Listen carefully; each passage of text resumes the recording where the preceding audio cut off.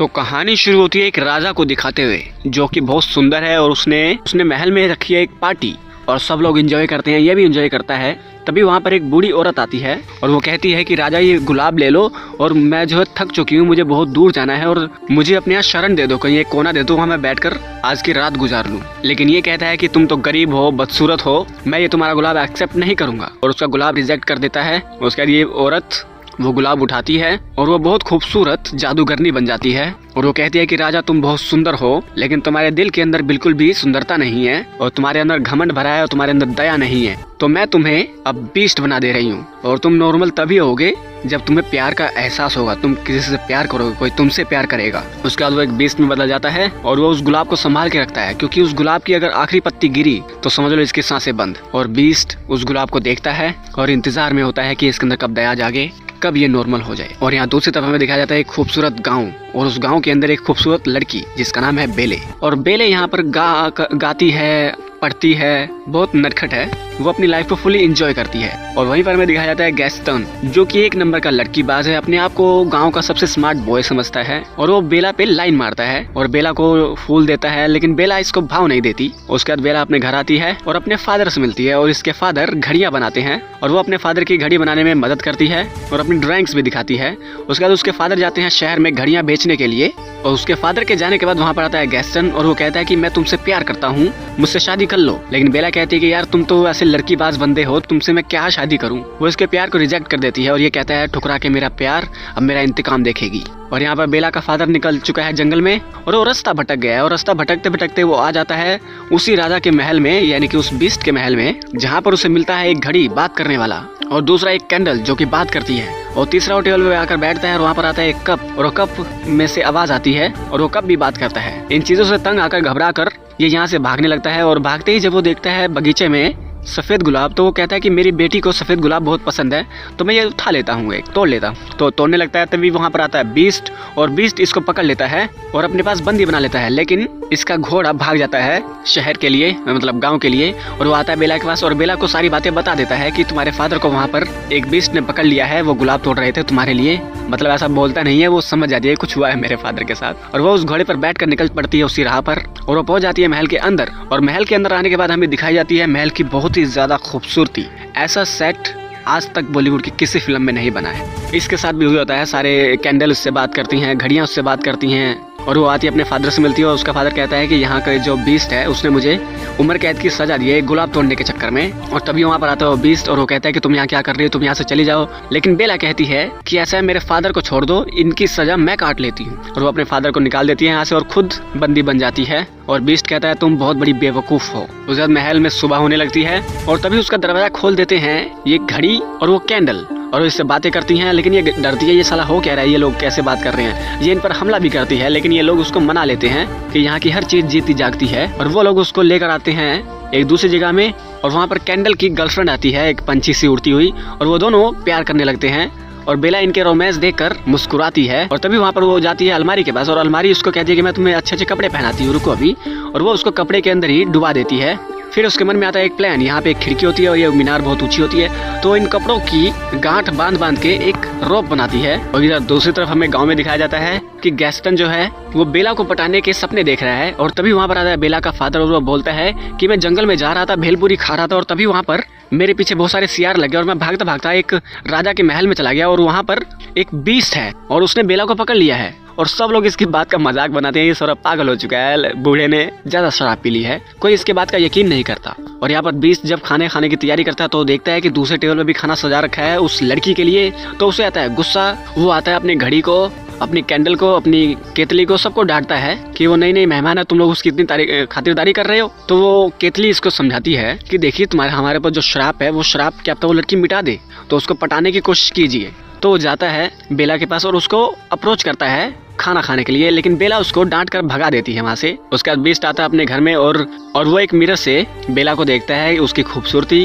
और यहाँ से बेला लटक कर भागने की तैयारी में है और यहाँ से निकलती है और पहुँच जाती है बीस्ट के उसी एरिया में जहाँ पर उसने वो गुलाब रखा हुआ है, उसकी पुरानी चीजें हैं तो वहाँ पर पहुंच जाती है, उस गुलाब को देखने लगती है और तभी वहाँ पर आ जाता है बीस्ट और वो इसको डांट कर भगा देता है यहाँ से कि तुमने क्या किया मेरे गुलाब के साथ। और बेला सबके सामने से यहाँ से भागने लगती है, कहती है मुझे नहीं रहना यहाँ पे। और जैसे ही बेला भागना शुरू करती है उसके पीछे लग जाते हैं बहुत सारे सियार और सारे सियारों से ये लड़ने लगती है, लेकिन एक सियार इसके ऊपर हमला करने ही वाला होता है। तभी यहाँ पर आ जाता है बीस्ट, वो सारे सियार से लड़ता है और लड़ते लड़ते खुद भी बहुत ज्यादा घायल हो जाता है।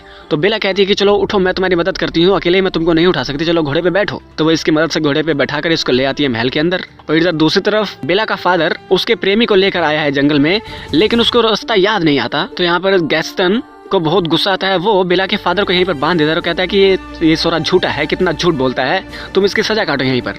उसको बांध कर वहां से चला जाता है। और यहाँ पर बीस्ट घायल हो चुका है और उसकी सेवा कर रही है बेला, लेकिन इनकी तू मैं नहीं खत्म हो रही। और यहाँ पर प्यार का मौसम आ चुका है, सब लोग रोमांस कर रहे हैं, एक अच्छा सा गाना गाते हैं और गाना गाते गाते समय बीतता रहता है। और बेला की यहाँ पे जितना भी सामान है इन सब की अच्छे से दोस्ती हो जाती है। और इधर दूसरी तरफ बेला के फादर के पास आई है ये लड़की, यानी कि ये औरत, और वो उसको वहाँ से छुड़ा कर ले जाती है, उसको खिलाती पिलाती है और वो कहती है कि मैं जानती हूँ यहाँ पर एक बीस्ट है। और इधर महल के अंदर बीस्ट खाना खाता है जानवरों की तरह, और बेला उसको देखकर थोड़ा हैरान होती है। और फिर वो सुबह निकलते हैं, बेला अपनी किताबें पढ़ती है, उसको कहानियां सुनाती है और वो उसको पूरा शहर दिखाता है, अपना महल, और अच्छे अच्छे कपड़े पहनता है। उसके बाद ये दोनों स्नो से खेलते हैं एक दूसरे को मारते हुए। उसके नेक्स्ट शॉट में बेला इस बीस्ट को खाना खाना सिखाती है अमिताभ बच्चन के स्टाइल में। और यहाँ पर बीस्ट को भी कहानियां पढ़ना बहुत अच्छा लगने लग गया है और वो उसको लेकर आते हैं एक ऐसी लाइब्रेरी के अंदर जहाँ पे कहानियां ही कहानियां होती हैं। और इधर दूसरी तरफ बेला का फादर आया है गाँव में वापिस उस औरत को लेकर, यानी कि एक गवाही लेकर कि इसने भी उस बीस्ट को देखा है। और यहाँ गैस्टन को बताने की कोशिश करता है कि वहाँ पर सचमुच एक बीस्ट है, उसने बेला को पकड़ा हुआ है, लेकिन ये अभी भी इसकी बात का यकीन नहीं कर रहा है। और यहाँ पर बेला और बीस्ट दोनों डांस कर रहे हैं अच्छे से और एक दूसरे के साथ अटैचमेंट इनकी बढ़ती जा रही है और दोनों एक दूसरे से अपने दुख बांट रहे हैं। और यहीं पर बीस्ट को इस पर बहुत तरस आता है, यानी कि प्यार आ जाता है और वो कहता है कि बेला तुम जाओ, तुम्हारे फादर को तुम्हारी जरूरत है, तो तुम जाओ अपने फादर के पास। और वो उसको छोड़ देता है। उसके बाद ये यहाँ के सारा सामान इसको डांटता है, कहता है कि वही लड़की है हमारे यहाँ से निकलने का रास्ता और तुमने उसको जाने दिया। तो वो कहता है कि नहीं, वो बहुत अच्छी है, बहुत प्यारी है।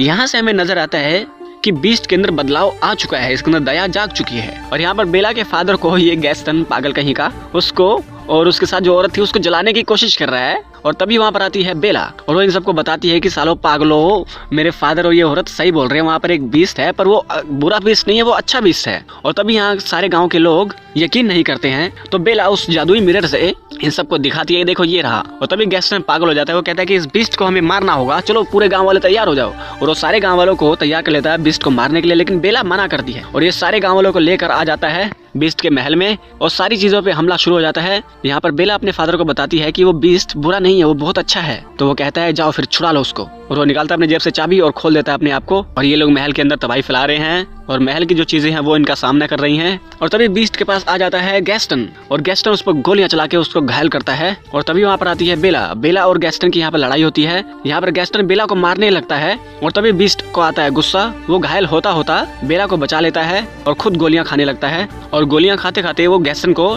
लटका देता है एक मीनार से और कहता है कि तुम्हें यहाँ से मार दूं। तो कहता है भगवान के लिए मुझे छोड़ दो। तो वो उसको छोड़ देता है, लेकिन ये छूटने के बाद गैस्टन इसको नहीं छोड़ता, उसको पीछे से गोली मारता है, 2-3 गोलियां मार देता है और वो खुद भी मीनार से गिरने लगता है और मर जाता है वो तो गिर के। और यहाँ पर बीस्ट बहुत घायल हो चुका है और वो अपने प्यार का इजहार करता है कि कहता है कि तुम्हारी जैसी ब्यूटी मैंने पहले कभी नहीं देखी और मैं तुमसे प्यार करता हूँ। और तभी उस गुलाब का आखिरी पत्ता भी गिर जाता है, यानी कि इसका टाइम नजदीक है। और यहाँ पर बेला भी अपने प्यार का इजहार करती है, कहती है कि मैं तुमसे बहुत प्यार करती हूँ, मुझे छोड़कर मत जाओ, भगवान के लिए वापस आ जाओ। और यहाँ पर धीरे धीरे सभी चीजें मरने लगती हैं, जितनी भी चीजों के अंदर जान थी। और तभी वहाँ पर आती है वही औरत जो कि हमें बिल्कुल स्टार्टिंग में दिखाई गई थी, जो बूढ़ी बनकर आई थी, जिसने ये श्राप दिया था। वो देख लेती है कि बीस्ट के अंदर, यानी कि जो राजा था, उसके अंदर दया जाग चुकी है, लोगों के लिए प्यार जाग चुका है। तो वो अपने श्राप को वापस लेती है और राजा को नॉर्मल कर देती है। और यहाँ पर बेला अपने राजा होने वाले राजा को देखती है और एक दूसरे से इजहार करते हैं और किस करते हैं। और धीरे धीरे यहाँ पर सभी चीजें नॉर्मल हो जाती हैं। जो व्यक्ति जो था वो बन जाता है, एक घड़ी वाला था वो घड़ी टाइम बताने वाला बन जाता है, घड़ी ठीक करने वाला बन जाता है। एक कैंडल जलाने वाला जो नौकर था वो बन जाता है, उसकी गर्लफ्रेंड बन जाती है। वो केतली में जो औरत थी वो बन जाती है और कप जो था वो बच्चा था वो बन जाता है। यानी कि सभी लोग इंसान बन चुके हैं और ये लोग फिर से पार्टी करते हैं, एंजॉय करते हैं बेला और राजा यहाँ पर डांस करते हैं और यहाँ पर यह खूबसूरत फिल्म खत्म हो जाती है। तो दोस्तों फिल्म बहुत ही ज़्यादा अच्छी है, आप पूरी फैमिली के साथ बैठ कर देख सकते हैं। अगर ये वीडियो अच्छी लगे तो इस वीडियो को लाइक कर दें, चैनल को सब्सक्राइब कर दें, बेल आइकन दबा दें ताकि अगली बार हम कोई भी वीडियो डालें आप लोगों के पास उसका नोटिफिकेशन आ जाए। तो मिलते हैं आपके साथ अगले वीडियो में, तब तक के लिए नमस्कार।